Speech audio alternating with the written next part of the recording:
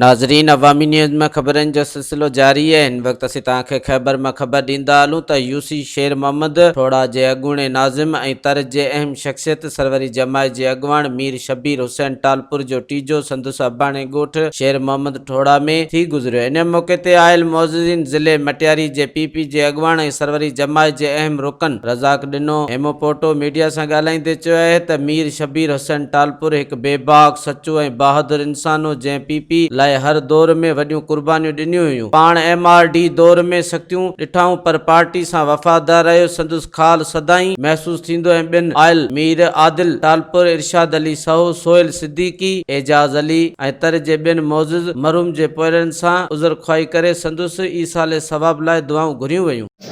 राज कदनो बाबू अमू पुटो सदर सरवरी तंजीम जिलो मटियारी मीर शबीर टालपुर मीरन जे लाइ न पर इन राजन जे लाइ इन ज़िले जे लाइ पुराणो ज़िलो हैदराबाद उनजो पुराणो कारकुन मोहतरमा बेनज़ीर भुट्टे जो तमामु घणो वेझो माज़ी में 1990 जी इलेक्शन आहे शायदि उन में कवरिंग उम्मीदवार जी टिकट जेका असां बि पाण हिनखे ॾिनी।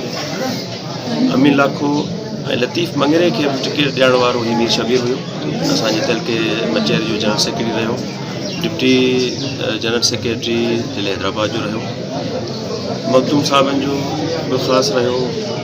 साईं तालपुर मोला साईं जो वाल साहब हूंदो जान मोहम्मद मीर जान मोहम्मद, उहो तमामु भलो माण्हू इहो हुनजो पुटु 2010 जी वोट ते 29 ॾींहं ई बचावबंद ते जेको आहे वेठो पंहिंजा माण्हू वठी ॻोठ जी सूरत हुई। हिते हिन ॻोठ में 2 दफ़ा वाह टुटो। उन वजह में हिनजी वॾी कोशिशि ऐं काविश रही पंहिंजे ॻोठ वारनि जे लाइ मोहबत बि हुई, पाणी कढाइण में वॾो हिनजो किरदारु रहियो। ऐं हिन माण्हूअ जो इलाइक़े में इहे सम्झो ग़रीबनि जे लाइ छपर छांव हुयो। वक़्त जी ॻाल्हि आहे उहो अॼु सां वटि न रहियो आहे।